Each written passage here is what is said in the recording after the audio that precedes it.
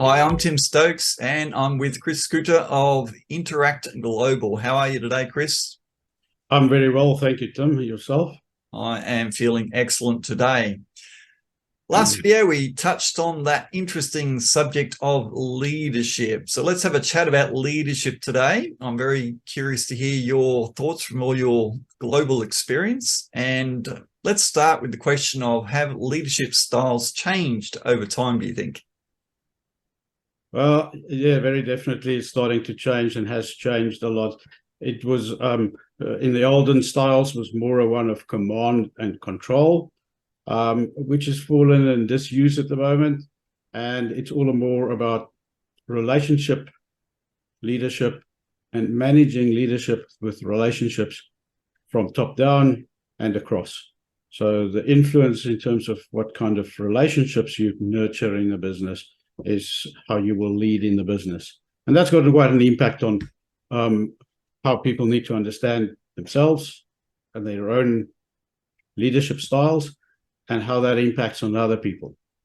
And I think one of the best ways to learn about yourself is to look at something that's been around for 2,400 years, which is, of course, DISC profiles, which is still a bit of a secret in the world.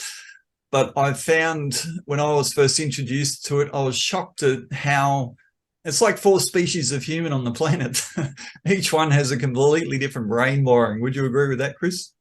Oh, absolutely, and the conflict or the misunderstandings that it creates for the various leadership styles and or understanding of your fellow colleagues in business or your staff, it can be very disconnected, but it could also be very connected and form very good relationships purely because you understand one another better and you can understand the kind of relationship you need to form with people. And an example of that is, for example, a typically high D that we know is very telling, goal-orientated, driving, forceful, and wants to achieve the results. And if you lead in that way, you're very much in control and lead with telling people what to do.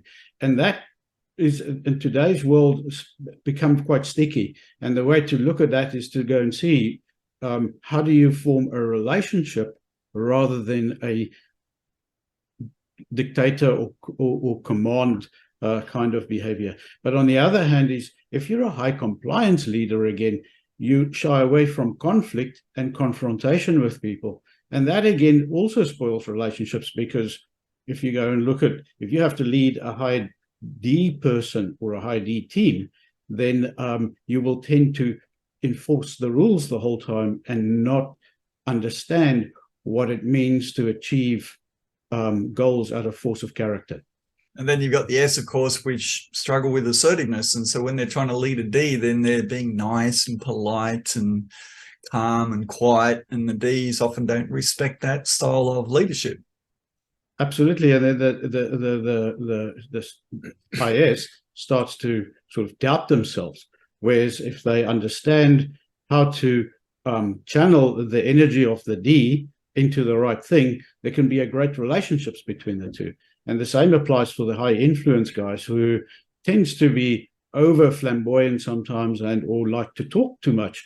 And that could cause irritations in the organization. And a leader that leads with a lot of communication and with a high level of articulateness can sometimes force irritation in the team instead of building the relationship, about understanding the fears actually of, let's call it, a dominant person or a high D person, that they fear to fail. And if you have that disconnect between a need for recognition and to be popular versus managing the process of achieving goals, and that the results depend on certain actions, and have that as a balance, can make a big difference in the relationship between a D and an I person. Yes, I like to say that just by being yourself, you're annoying 3/4 of the population, which is everyone that's not your profile.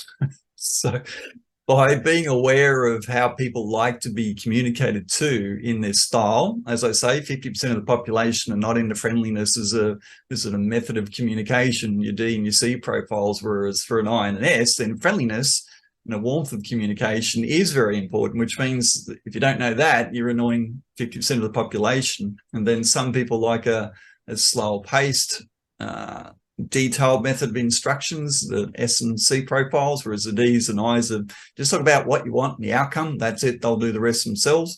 Don't give them the details. So when you're not aware of yourself, then you just start irritating your employees, and irritating people is not a great way to be listened to and responded and respected. So yeah.